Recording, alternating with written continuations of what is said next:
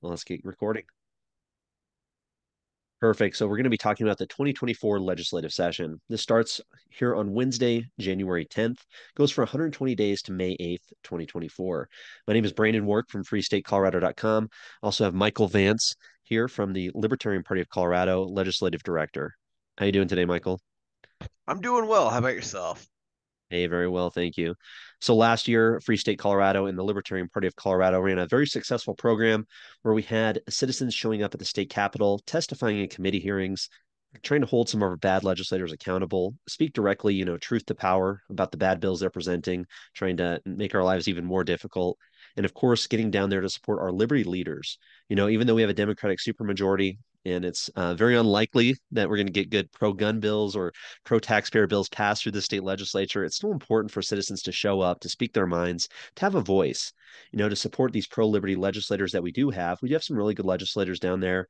And then also, to be able to look the bad ones in the eye 10 feet away from them and tell them how wrong they are. It's a really empowering feeling. And I know many of you on this call can attest to that.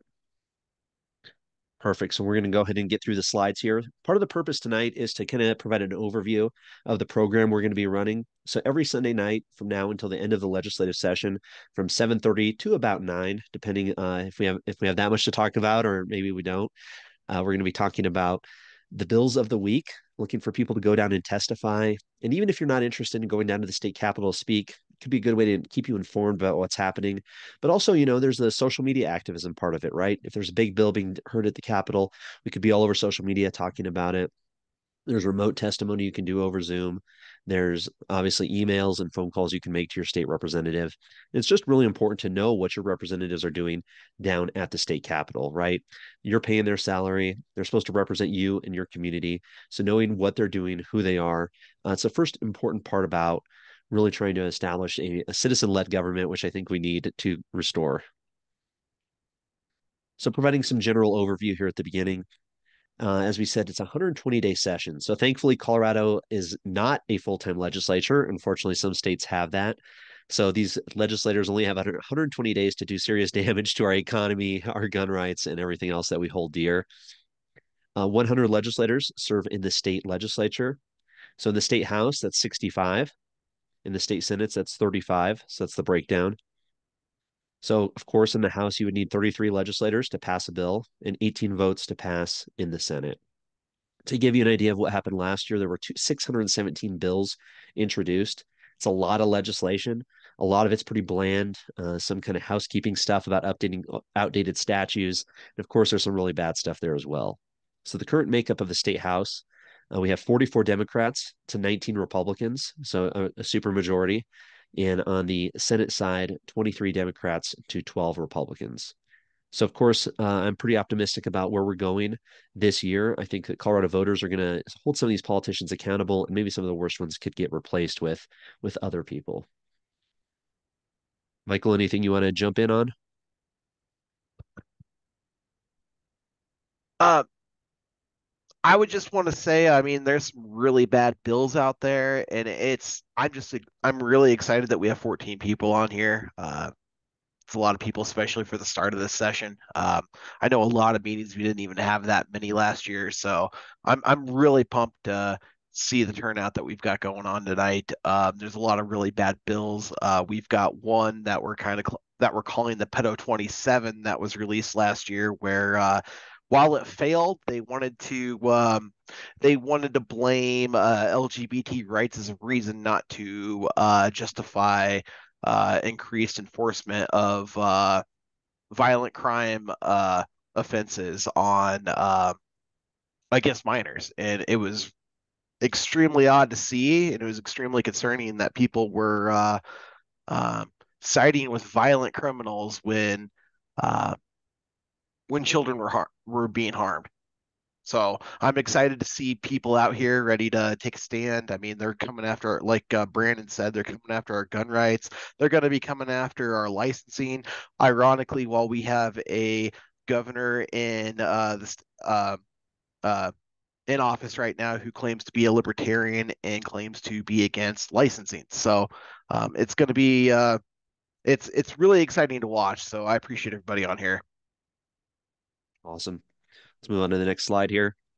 So as you may know, this was just a Google image search I found how a bill becomes a law in Colorado.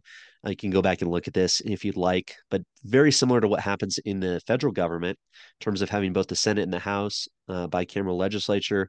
Bills are introduced in the Senate, go to a committee. If they pass out of committee to the Senate as a whole, then they go to the House, go to a House committee, the House as a whole. If they pass both the Senate and the House as a whole, then it goes to the governor. So obviously, both legislators in the House or the Senate have the opportunity to introduce bills. They get assigned to committees. Some of the committees are called kill committees. There's the State Veterans and Military Affairs Committee on both the Senate and the House. The Democrats stack that with some of their safer seats and will send bills there to die, to get rid of them and get them out of the public limelight. So you can always take screenshots of this. Like I said, it's recorded, but pretty straightforward. Part of the reason why this is so important, though, is citizen testimony is allowed at each of the committee hearings. So that's really the opportunity for people to speak up, to have a voice. So in the Senate, there's at least one committee. Oftentimes, it's more than one committee that each bill gets heard at. In the House, it's the same situation, 1 to 2 committees, maybe even more, depending on how complex the bill is. So really the opportunity to show up at a state house committee, talk to the legislators, tell them why a bill is good or bad, and have your voice heard is very, very empowering. And that's part of what we're going to be driving going into this legislative session starting on Wednesday. So just kind of looking at the overview of the legislature itself, leadership, of course, determines a lot. They determine where bills get assigned. They determine who gets money for reelection. They determine who sits on committees. So in the state house, we have Julie McCluskey. Talk a little bit about more about her in a minute, facing some controversy from her caucus. Krista Gray Kennedy, one of the authors of the horrible Proposition HH, which thankfully failed this last year. Majority Leader Duran, Assistant Majority Leader Bacon as well, all pretty much anti-gun, anti-taxpayer legislators. The minority side would be the Republicans. So the current minority leader is Mike Lynch.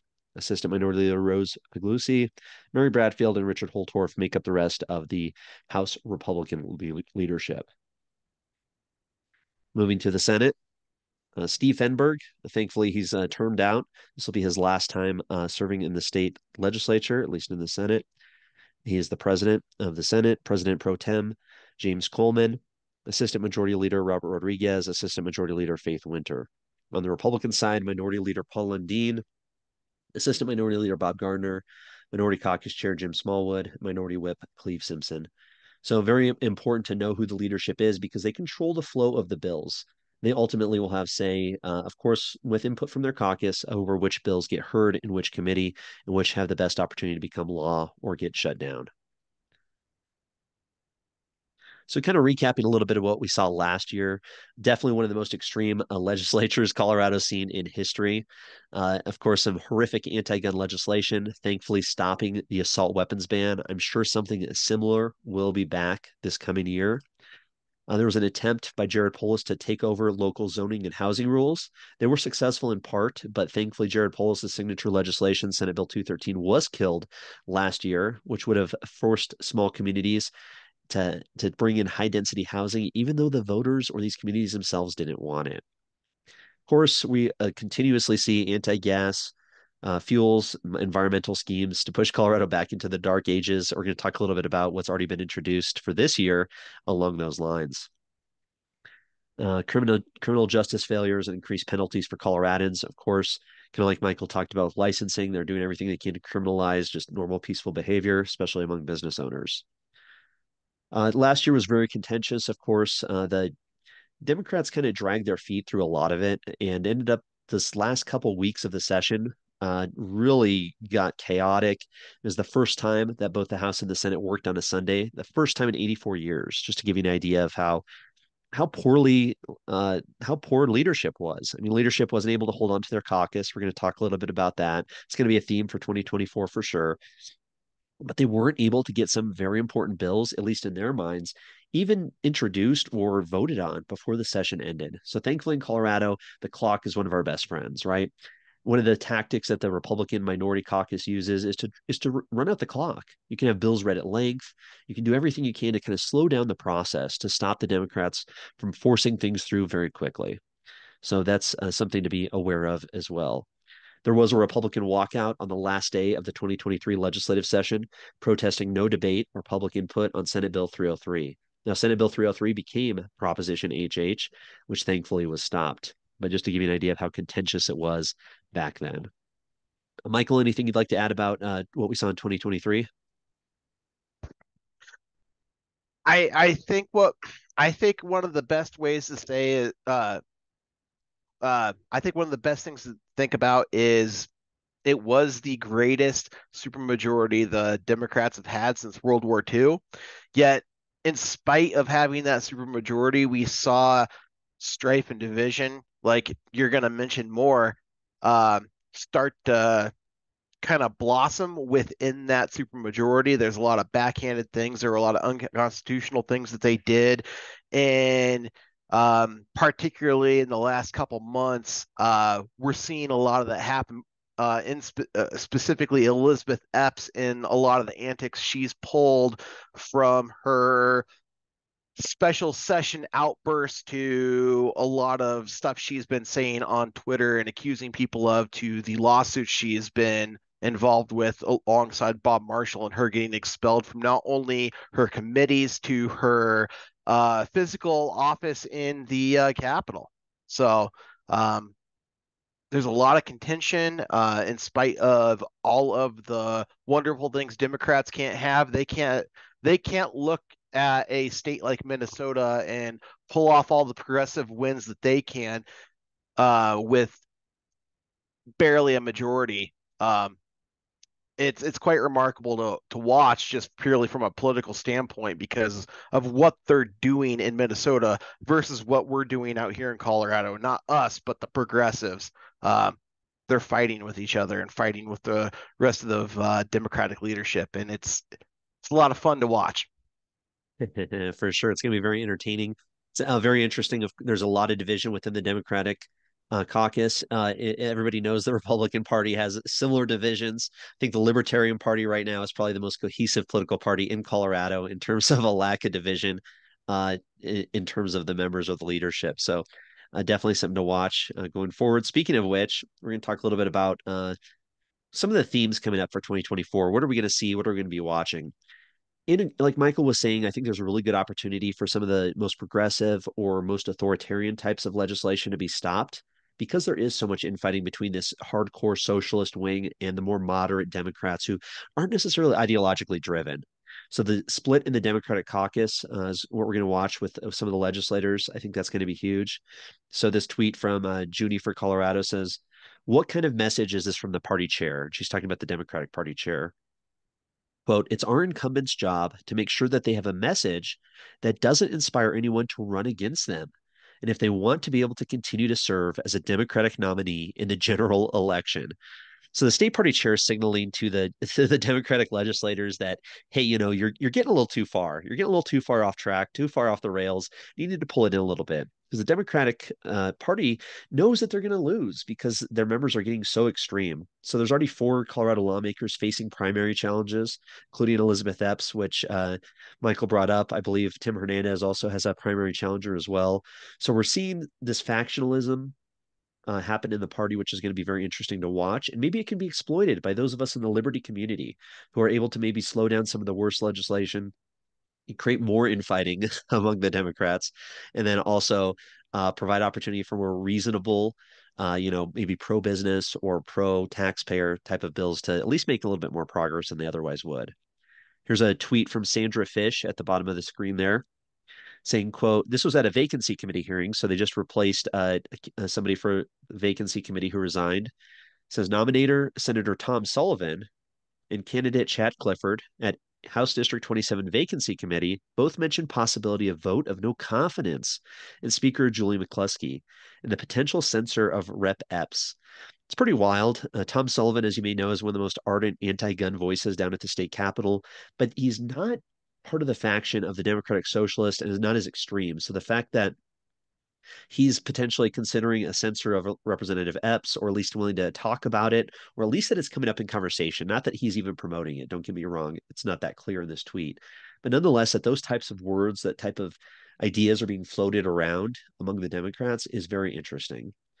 Of course, Julie McCluskey is facing a lot of controversy recently here. You got to check out, I'll skip ahead to this one real quick, an interview I did with Scott Bottoms on his lawsuit against Governor Polis and Speaker McCluskey. So the interview was mainly, I thought it was just going to be about the bill that passed and how it was improperly passed, it was unconstitutionally passed, and therefore should be null and void. That's what the lawsuit's about. But talking to Representative Bottoms, he revealed this entire culture of harassment, of bullying coming from Speaker McCluskey. I mean, it's pretty wild to hear a sitting representative talk about the Speaker of the House as being unhinged, as being a bully, as being somebody who's pulling people into their back office and screaming at them and yelling at them and treating them with no respect whatsoever. So that kind of sheds some light on why we're seeing so many Democratic legislators resign over the last few months, and also the potential vote of no confidence against the Speaker herself. So check that out at freestatecolorado.com if you have the opportunity or you haven't seen it yet. Jumping back to Elizabeth Epps, as Michael Vance was talking about, definitely one of the most entertaining members of the state house. Looking at her January 4th tweet here, so just a couple days ago, talking about Tom Sullivan. So here's that infighting we saw. So she's replying to Comrade Dave, an out and out Marxist who apparently used to work at the state capitol, who talked about Tom Sullivan verbally assaulting people in his staff at the state capitol. And then Elizabeth Epps saying, you know, that basically leadership protects abusers and punishes the victims. And so there's definitely a split there. Very interesting to see. Looking at Elizabeth Epps' other tweet from January 2nd, so just this last week, it hurts what Debs and the Speaker of the House are doing to me because I won't be silent or complicit. They expelled her from the Judiciary Committee that was part of the lawsuit she had against the Speaker, and then now from her physical office. So she says it's in line with what bipartisan establishment is doing to other Black women, but she's not quitting. So very interesting to see this infighting, to see the most radical progressives within the Democrats fighting against leadership and more moderate members. That's a theme we're going to see throughout the legislature.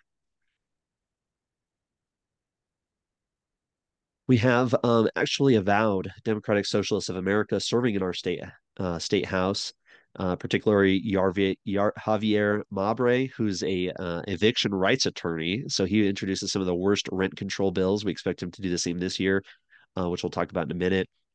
Lorena Garcia, who's absolutely insufferable and definitely a little bully herself, not willing to consider any alternative opinion, or I respect the idea that people own their own property or the money that they earn.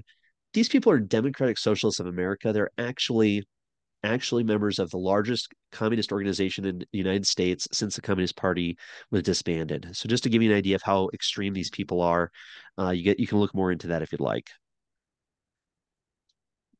Another legislators to watch, looking this year, there's 6 state House members. If anybody wants to be involved in electoral politics, to take a screenshot or keep an eye on how these people vote. So these legislators are all Democrats, not too surprising, knowing that the Democrats have such a majority, but they all won with less than 1,500 votes 2 years ago. So they are some of the top targets. They're probably going to be the ones that are not going to push the envelope, right? Not going to want to be too extreme. None of them, as far as I know, maybe V Hill are socialist leaning or Marxist leaning. Parenti's probably pretty close there, but Marshall, Story, Young, they're very moderate Democrats. They probably don't believe anything at all. They just go along with whatever they're supposed to vote. But very interesting to see how these legislators' votes might differ compared to the rest of their caucus because they want to protect themselves. This last year, Bob Marshall, who only won with 343 votes or so, I believe, somewhere along that line. I think it was actually a little more than that. He voted against the assault weapons ban. Here's a Democrat serving in the Judiciary Committee voting against the assault weapons ban. He's not there this year because leadership kicked him out of that committee. So what does that mean for that any anti-gun bills to come through? Well, he's not going to vote for any anti-gun bill because it could cost him his race. He serves for Douglas County, Highlands Ranch. He's going to be somebody who's going to be very careful. And the same with the rest of these. So definitely some legislators to watch, some of the most vulnerable people out there. So let's talk about some of what's expected, what's already been announced. So looking at the 2024 announcements so far, we've seen anti-gun legislation. We've heard there's going to be a concealed carry restrictions. That was in an article. I think Duran was saying that. So they want to streamline concealed carry permitting across the state, which means they want to have a state-managed, centrally controlled idea of who is allowed to carry a firearm concealed in their person legally and who is not. So total infringement upon our rights, of course, state intervention, democratic intervention to try and control who can carry a firearm or not. Jeffrey, I see your message in there. Yes.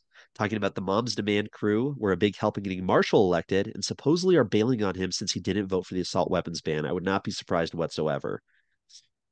Uh, per RMGO, so Rocky Mountain gun owners had a plant, for lack of a better word, in the Moms Demand Action Zoom call that they had last week, I believe. I think it was right before the new year, right around the new year, where they were discussing the bills they want to push through. So, what do they want to do? These anti-gun Democrats want to ban campus and church carry, expand gun-free zones, which means victim zones, of course, creating a permit to purchase. Maybe you can only buy one gun a month, gun owner liability insurance, red flag law expansion, of course. We've seen that last year as well, making it easier for firearms to be confiscated, stricter background checks. And then I wasn't sure what the possible Tom Sullivan's bill, something to Jamie's law. Not quite sure what that is, but it gives you really an idea how they're going to try and do everything they can, even though they might know it's unconstitutional. They know it's probably unconstitutional. They're going to do it anyway, and let people like RMGO pay for the lawsuits, let taxpayers pay for the lawsuits, and push this legislation through. So that's what we've seen so far for the 2024 anti-gun bills. We are going to see again. If you listen to any of the Jared Polis interviews or read any of the articles with him recently, the housing and zoning issue is not going away. Colorado is facing a situation where there's a lot more people than there are houses. So, of course, the state government wants to intervene in local jurisdictions and force high density housing. So we are going to see maybe an expansion of ADUs, accessory dwelling units. So you could turn little your garage in the back maybe into a little one bedroom apartment. Upgrading transit around housing. So creating these transit corridors. Of course, this is in line with this whole idea of like 15-minute cities, high density housing surrounded by transit, where there's not a parking spot in sight, and your people are just crammed into these tenement blocks basically. Renters' rights, we've seen that a lot. That's going to come back for sure. Thankfully, a lot of that was not successful last year. Some of the extremists on the socialist side of the spectrum there tried to get some really rental protections and repeal Colorado's rent control laws, but were unsuccessful doing so. One of the bills they're going to introduce this year is just cause evictions, which of course would make it harder for property owners to evict people from their property. They say you have to get permission from the state, or you can only evict people from your property if it fits in these categories. A total assault on our property rights. Rent control, enforcing high density zoning on local communities that don't want it. So it's going to be modified. They tried to go for the whole hog last year, and they got so much pushback. Polis and his little legislative lackeys got so much pushback last year from people like Boulder and Aspen and these other Democratic enclaves were so upset at the governor for pushing this that they weren't able to get it through. They got massive pushback from the municipalities and the counties. So they've been working over the last year to make it more in line with what the counties and the municipalities are willing to accept. So it'll be very interesting to see. It's going to be a very nuanced discussion, I think, in terms of zoning and housing, but definitely something really important. We're seeing anti-family legislation coming through, of course. So modeled after California laws, giving children access to pharmaceutical drugs without parental approval. Right now, 12-year-olds in Colorado can go to their school counselor or their therapist at school and get drugs, basically outside of parental consent. Oh, thank you, Jeffrey. Here, I see your note here. Jamie's law is a background check to purchase ammo, is what you believe. Yeah, I would not be surprised if they tried to do something like that.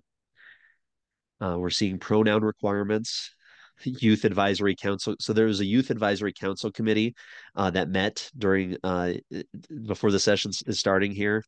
And so CPAN, if you haven't heard, is a great group. I have an interview coming out with Lori, who basically runs it and co-creator of it, the Colorado Parent Action Network. And I interviewed her and check that out on Thursdays coming out. But nonetheless, they've been tracking a lot of this legislation, especially coming out of this Youth Advisory Council committee.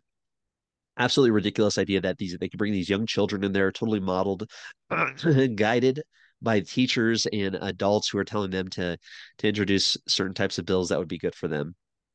So, for example, Bill 1 they have listed was non-legal name changes. So, trying to allow children to change their name without parental consent. wouldn't be legal, of course, but nonetheless creating the situation in which parents have less and less control or less and less of a relationship with their children. V Hill, Marchman, and Winter are pushing that bill. Very interesting to see V Hill. I think she'll push some extreme bills related to anti-family legislation. That could definitely be a pressure point for her in the upcoming election. Bill number 5 is school mental health. Uh, I'm not sure what that was. Profile loan repayment program. So creating more mental health resources, of course, sounds like a great idea.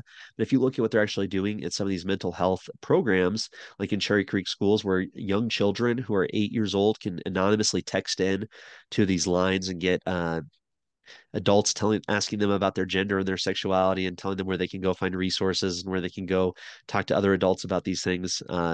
That's what they mean by mental health many times. Bill number 6, availability for youth gender affirming care training.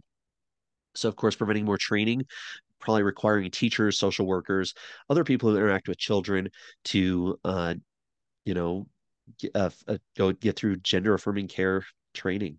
So, quote here from an article from the Colorado Sun. House Majority Leader Monica Duran said transit, education, economic justice, quality and affordable mental and physical health care, climate change, environmental justice, and public safety are top priorities for Colorado Democrats. So you can imagine what those things might be: anti-energy, anti-car, anti-gun, anti-taxpayer, all of that there. Michael, anything you'd like to ask about this or talk about this? I don't really have a whole lot. I think you've covered a lot of it so far. Okay, Vanessa in the chat is asking, does the school give out cross-sex hormones or does the school facilitate an appointment to a place like Planned Parenthood? It's a great question. I don't know. I'm not sure what the limits are. I know 12-year-olds can go and get prescription antipsychotics or mood elevating types of drugs, similar to like Prozac and Zoloft, those types of drugs. I'm not sure how far it goes with the uh, hormone type of drugs. We got Valerie joining here. Jessica, good point. It's all leech class bureaucracy, more government jobs, gender affirming task force, right?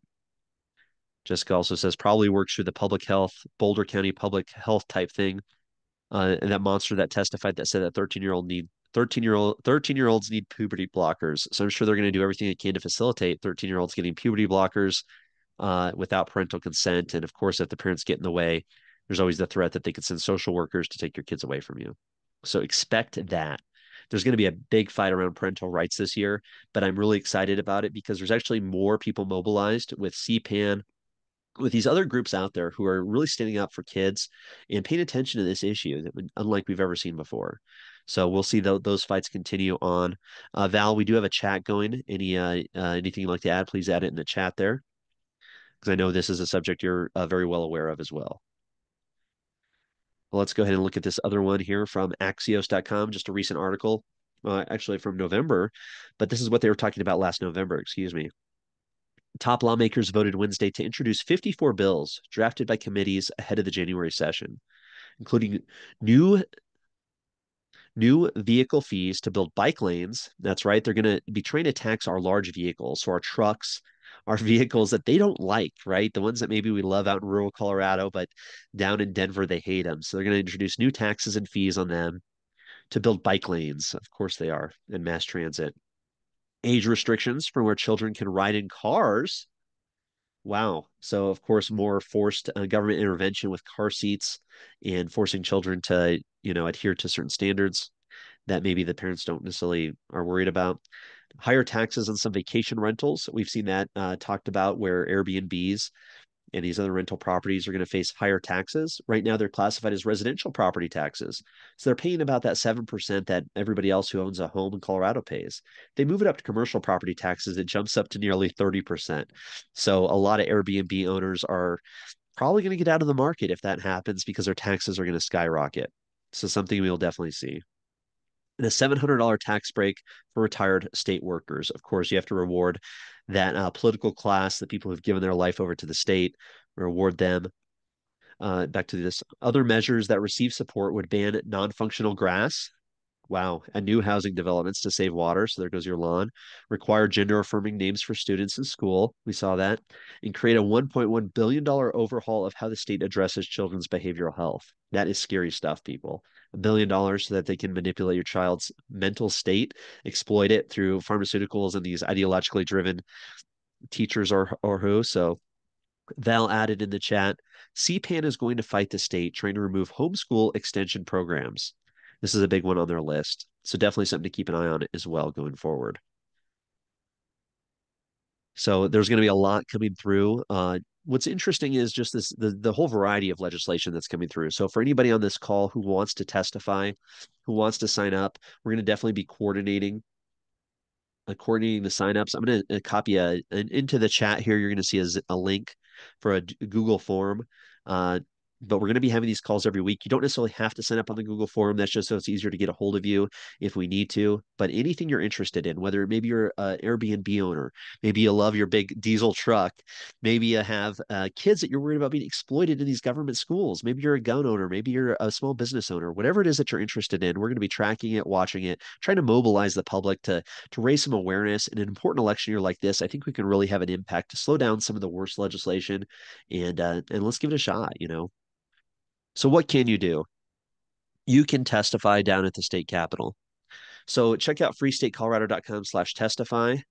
Oops, go back up there to that.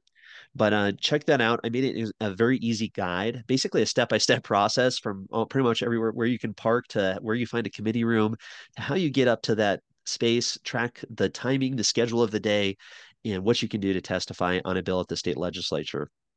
So we'll be looking at good bills as well. Like I said, I think it's really important that we're down there supporting the good pro-liberty legislators and getting them to know that there's people out there supporting them. When they introduce constitutional carry, for example, or maybe something to lower the state income tax or to restrict the governor's ability to create new health emergencies, to have good Coloradans show up down there and support them means a lot. So definitely check out freestatecolorado.com/testify to learn how easy it is, how accessible it is for you to be able to do it remotely or in person. Definitely would prioritize in-person testimony. I know it's tough. It's during the day.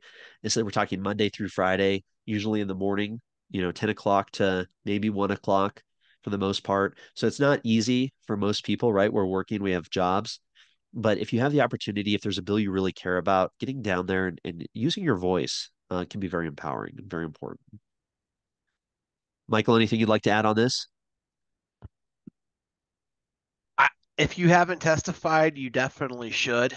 There's nothing quite like telling your legislators off or um, uh, we killed 3 bills last year when we were able to actually put a lot of effort into it. Gun ban, the the bill where Kirkmeyer tried to get revenge because she tried to make it exceptionally harder for smaller parties to get on ballot, try to take away our ballot access essentially.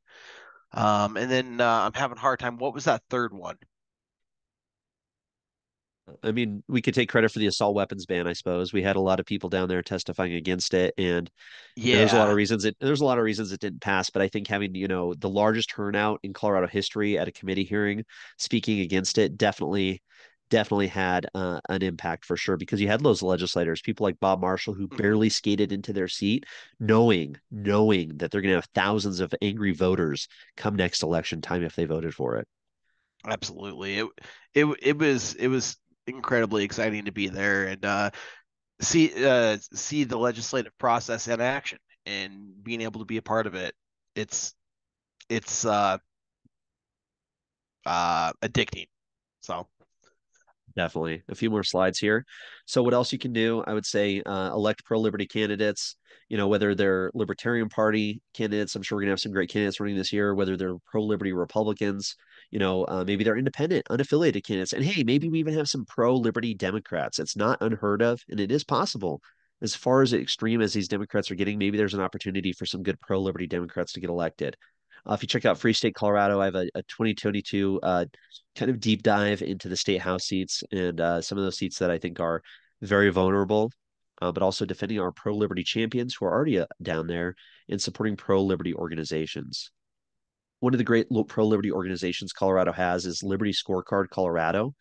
If anybody's been around long enough to know what Principles of Liberty was, it was a great group set up by Rich Bratton, and they basically ranked every piece of legislation that went through the state capitol, ranked every single legislator based on principles related to what Liberty Scorecard is doing now. So Liberty Scorecard Colorado, it's run by the Colorado Liberty Republicans. They produce an annual Liberty Scorecard. They measure how our state lawmakers vote according to constitutional principles such as individual rights, free markets, and limited government.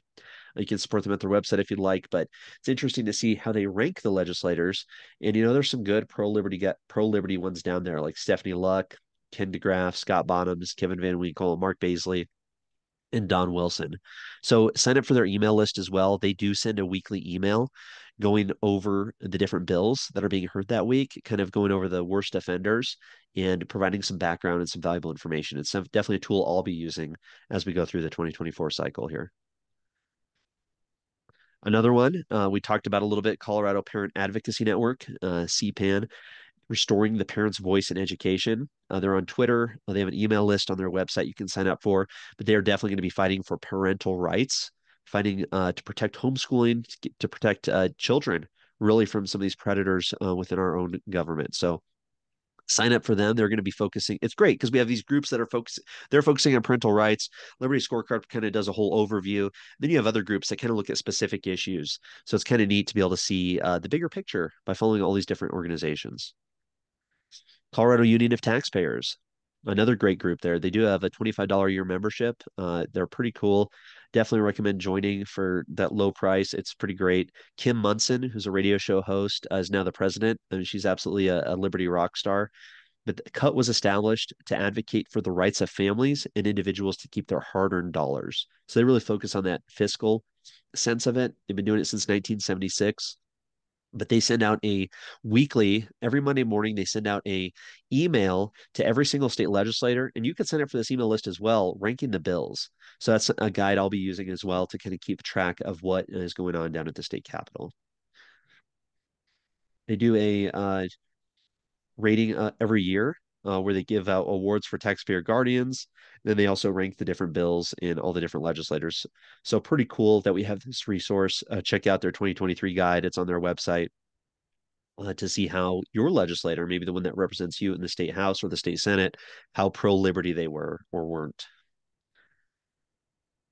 The Tabor Foundation and the Tabor Committee, of course, another good group worthy of getting involved in. I mean, it's really amazing here in Colorado. We have such a great coalition of different people we can all work with. So the Tabor Foundation, Tabor Committee, set up in 1992 to help get the Taxpayer Bill of Rights passed, get it on the ballot and passed, but they continue the work today and sound the alarm for any bad anti-Tabor legislation as well as ballot initiatives. Of course, Rocky Mountain Gun Owners, a state affiliate of the National Association for Gun Rights. That's a screenshot from them at the assault weapons ban testimony, but they're down there fighting, a good group to be a part of as well. They'll definitely be keeping us informed about any anti-gun bills that go through. So I shared this in the chat earlier, the activist group kind of contact list. I would definitely say check that out and sign up if you'd like. If not, just make sure to come back for these calls every week. Kind of looking, I want to show you what we're going to be looking at every week. So if you continue to join these calls every week, this week was different, right? This was the session hasn't started yet. We just want to give people an overview, kind of an idea of how the session's laid out or the legislature is laid out, excuse me, and kind of what we're looking at. So here's what we did in 2023. So 2023, we have a spreadsheet, Google Sheet here where we tracked the legislation of the week. So, what's the position on it? For example, here's a bill, House Bill 23-1068. It would force landlords to take pets. Then we kept track of the status of it, a link to the bill itself so you can dig in, when that committee hearing was, if we had any speakers signed up to show up at the state capitol, and then maybe some talking points. This was not the role of the government to interfere between landlords and tenants, and then some background, some articles on it. So this is just kind of a snapshot of how we did it last year and how we're going to be doing it this year. So we're going to be looking at all of the bills that are going through the legislature. Of course, we're not able to track 600 pieces of legislation, but keeping our eyes out for the biggest ones, maybe some others that are sneaking through, maybe some of the more sneaky pieces of legislation, tracking it, maybe it's a good bill to support, reforming civil asset forfeiture, for example. So getting somebody down there to speak on behalf of that and say that it's a good idea could be a powerful thing as well. So this is what we're going to be looking at on this Google Sheet. every week, every Sunday night, starting at 7:30 throughout the legislative session, looking at what's the schedule for the week, what bills are going to be heard, if anybody's interested in speaking, and going down there and coordinating those efforts. So, Michael, what else you got? I think you covered it. I'm just looking forward to really hearing about these bills as the weeks go on, getting out there and fighting, and seeing how many of you guys will join us down at the Capitol to fight these monsters trying to take our rights. Definitely, definitely. So check back. As of right now, it's the same Zoom link. I set it up as a reoccurring meeting every week. I'll post on Free State Colorado on Twitter, Telegram, probably Facebook as well. Of course, follow the Libertarian Party of Colorado. But we'll be looking at different pieces of legislation throughout the year, seeing who can go down and speak, seeing what we can do to try and create some noise, right? So even if you're not able to get down, but maybe you have a strong social media platform or a social media account that gets some good traction, you can still, bring up these bills as they're being heard that day, talking about them and trying to get some awareness, trying to get people fired up, trying to get some pressure put on these legislators. Because even if the legislators are getting phone calls or getting emails or getting people showing up at their offices really upset about some of this legislation, that could be enough to kind of at least make them think twice or want to amend the bill or maybe not even support it at all. So that's what we're going to be talking about going through the next 16 weeks or so. So perfect. Any questions from anybody or any other comments? Jessica, I unmuted you here, I think. You hear me? Yes. So for anyone in Jeffco, me and Brandon was just at this meeting too. But in Jeffco and Arapahoe County, they are trying to get rid of Tabor at the local level. So just letting people know. I know the Jeffco commissioner meeting is this Tuesday at 9 a.m. If anybody can show up. Again, just like Brandon said, if we can get more people to show up, maybe it makes them second guess this stuff. I mean, the things they are pulling, it's asinine. It's not shocking, but it's asinine and it's terrible and it's absurd. So anyway, so if anyone knows anyone in Jeffco County who could show up at 9 a.m. at Taj Mahal over here for the commissioner meeting. The commissioner meetings aren't recorded. You can watch them live, but they're not recorded. So anyways, Well, that's interesting. all I Well, got. if you're down there, Jessica, would love to get some photos, videos, maybe some live tweeting, some updates. I'm sure, there'd be an opportunity to get down there and grill some of these people and try and get on video would be, if it's not recorded, I'm sure they'd be shocked at that. That could be pretty cool. Perfect. Val, go ahead and unmute you. Val had just raised her hand here.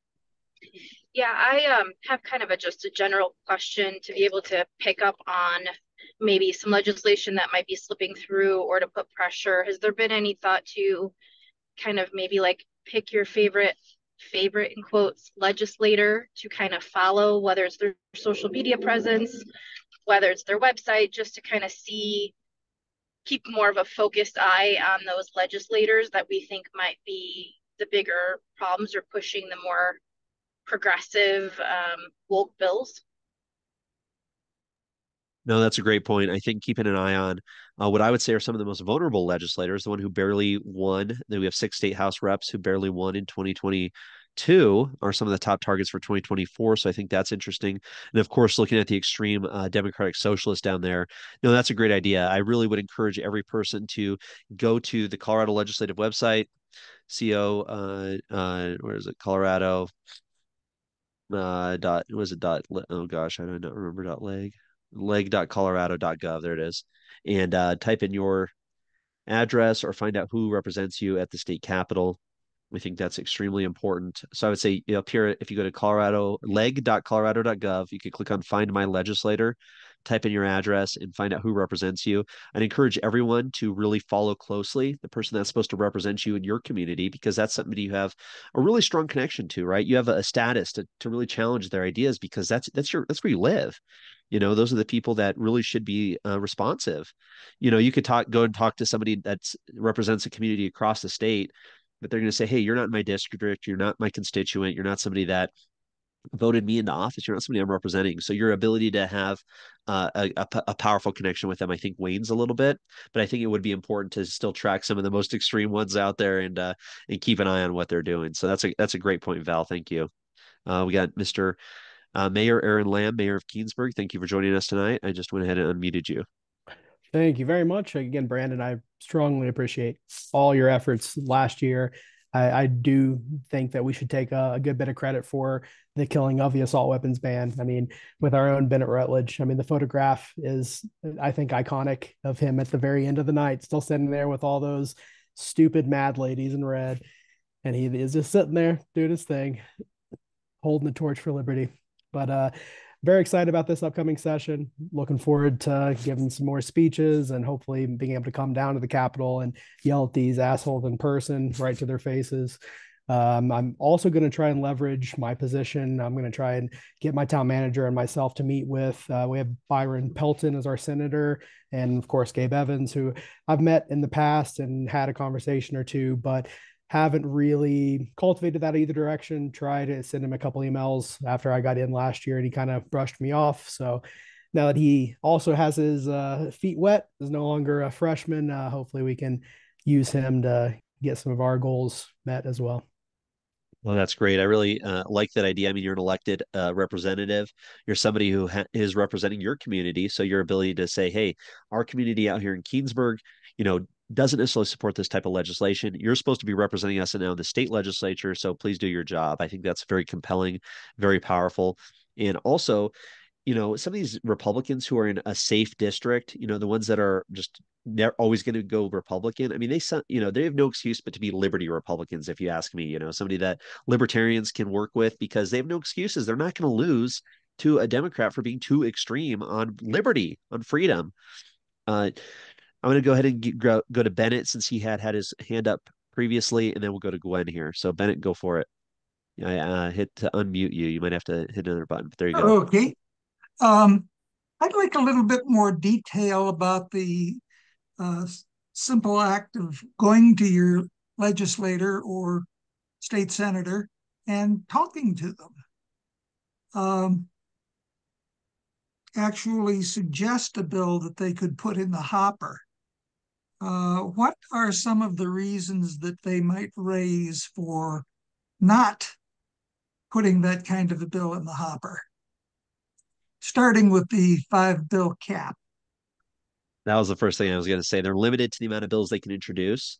So that would be one challenge there. They might not see it as feasible. They might not see it as being able to pass, right? If you tell them, hey, I want to go ahead and allow a gold standard for currency to be accepted here in Colorado, they say, well, it's not going to pass, or the federal government won't honor it. So what's the point? I guess those are some of the excuses that we could get. But I think you bring up a great point, Bennett. And it's really about knowing these legislators and having a communication with them, right? Having this open dialogue.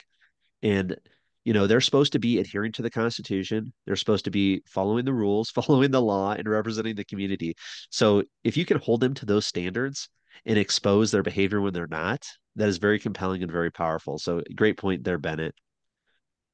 If I may interject, I am very interested in us trying to get a Defend the Guard moving within Colorado. I think that is something that we actually have a decent chance with, given the historic anti-war left. And I think the division within the Democratic Party now might make that something that is, again, feasible. So that's something that I'm going to bring up if I'm able to meet with Pelton or Evans. But I'd like to hear, Brandon, do you know of any other people that are currently elected that might be sympathetic, that might be willing to sponsor this bill?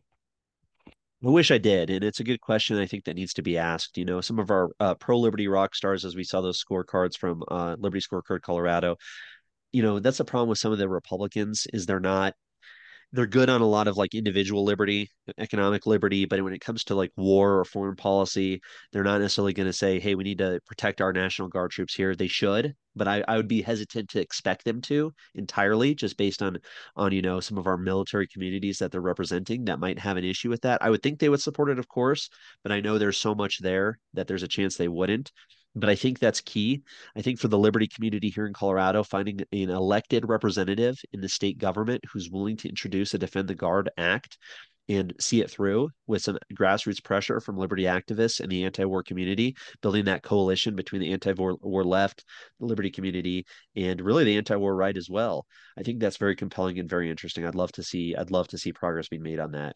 And also, Aaron, thank you for bringing up the point that there is legislation that can pass, potentially, that's good pro-liberty legislation that, at least on its face, Democrats should support it, Republicans should support it, the voters in general, moderate voters should support it. So looking for those opportunities from a liberty standpoint and trying to get them introduced and pushed through the legislature, I think is possibly our best chance of expanding liberty in Colorado at the statewide level, outside of ballot initiatives at least. Uh, Gwen, you had your hand up. I don't see your hand up anymore, but I'll go ahead and unmute you if you'd like to say something.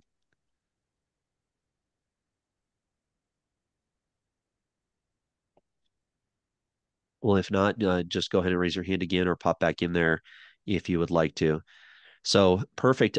Jessica, thank you for bringing up the Gaza-Israeli conflict as well. Of course, Elizabeth Epps made a scene during the special session in which she joined the protesters in the gallery, started yelling, started, causing a ruckus, and there's going to be a possible censor for her because of that.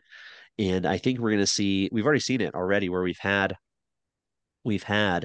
uh, Palestinian protesters down there already. Regardless of what you think over the situation in the Middle East, the disruptive behavior of some of these protesters, I think, is going to be something we're not done with. I think, unfortunately, that's going to continue, and it'll be very interesting to see how the House leadership, how the political leadership responds to it. That'll be a very interesting thing to look at.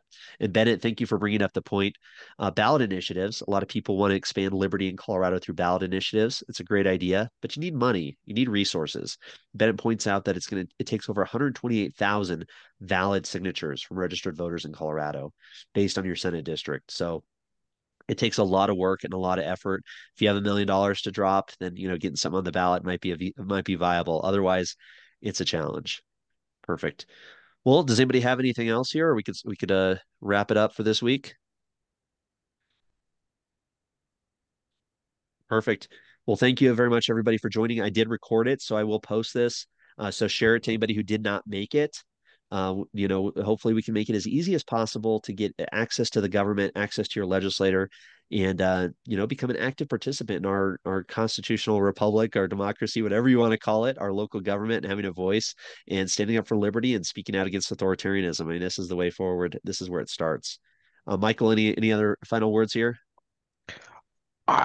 I'm good. I just want to say thank you to everybody. I really appreciate everyone who hopped on. It's fantastic to see so many people come on before a legislative session has even started. So thank you. Thank you, Brandon. Perfect. Yes, sir. Thank you. We'll make it easy. We'll make it fun. We won't waste your time on these Zoom calls going forward. It'll be directed to the point and make it useful for you. So invite anybody you think believes in liberty and freedom, and let's build a community. Let's build a culture of liberty. So thank you, everybody. We'll see you next week, but appreciate you all, and best wishes. Take care. See you guys.